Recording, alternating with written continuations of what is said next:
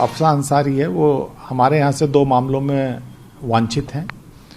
एक 2021 में थाना नंदगंज में मुकदमा लिखा गया था, उसमें वांछित हैं, और एक अभी इसी वर्ष लिखा गया है थाना कोतवाली में, जिसमें एक विकास कंस्ट्रक्शन नाम की कंपनी थी जिसमें इन्होंने अवैध तरीके से डायरेक्टरशिप ली थी।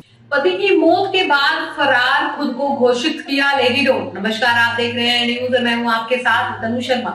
जहां एक और माफिया मुख्तार अंसारी की बीवी अफसा पति के हर काले कारोबार में बराबर की हिस्सेदार है, वहीं उमेश पाल हत्याकांड में अतीक की पत्नी शाइस्ता परवीन सबसे अहम किरदार है।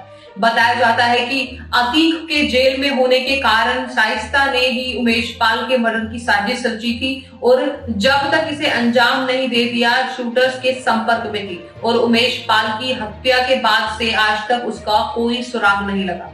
बताया जाता है कि शाइस्ता अतीक अहमद से मिलने साबरमती जेल गई थी, तब अतीक और उसके बीच उमेश पाल को मारने की बात हुई थी। वहीं से उमेश पाल की हत्या की साजिश रची गई थी, जिसे शाइस्ता ने बखूबी अंजाम दिया था। बातचीत के बाद अतीक ने शाइस्ता से जेल में ही एक फोन पहुंचाने को कहा। इसके लिए अतीक ने एक पुलिसकर्मी का नाम भी बताया था, जिसके जरिए कुछ दिन बाद शाइस्ता ने अतीक को फोन पहुंचाया।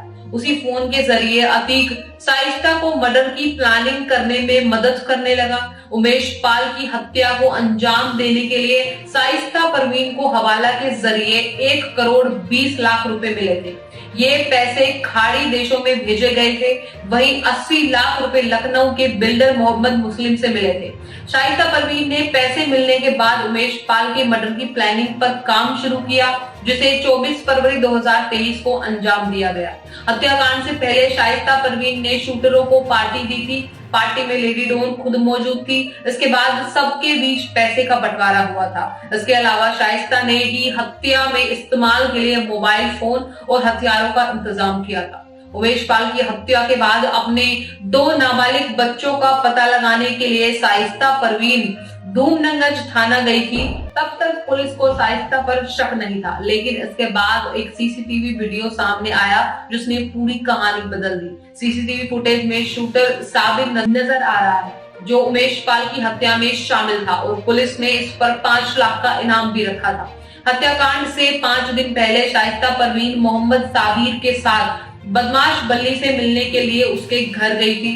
बल्ली को भी बाद में पुलिस ने गिरफ्तार कर लिया था। साजिशों से भरी शाइस्ता की इस कहानी और इन तस्वीरों में साफ हो जाता है कि शाइस्ता कितनी शातिर खिलाड़ी है। वो उमेश पाल हत्याकांड में शुरू से अंत तक शामिल थी, लेकिन पुलिस को इसकी भनक तक नहीं लगी। वो उमेश पाल की हत्या के बाद खुद थाने पहुंची, लेकिन तब भी पुलिस को जरा भी एहसास नहीं हुआ कि उसके सामने इस हत्याकांड का सबसे बड़ा मास्टरमाइंड है। यानी शाइस्ता में पति के गैंग को चलाने के वो सारे गुण हैं जो एक लेडी डॉन में होने चाहिए।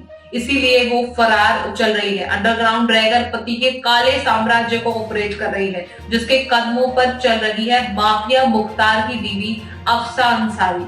वो भी फरार है, पति के जनाजे में शामिल नहीं हुई, और अब वो भी पति की मौत के बाद उसके काले साम्राज्य की मालकिन बनना चाहती है। तो ये थी हमारी आज की खास रिपोर्ट। इस मुद्दे में आपके क्या विचार हैं, आप हमें कमेंट बॉक्स में लिखकर जरूर हमारे साथ साझा कीजिए। फिलहाल मैं तो आपसे विदा लेती हूँ, फिर मिलती हूँ एक नई अपडेट के साथ। तब तक के लिए आप देखते रहिए एंड न्यूज। नमस्कार।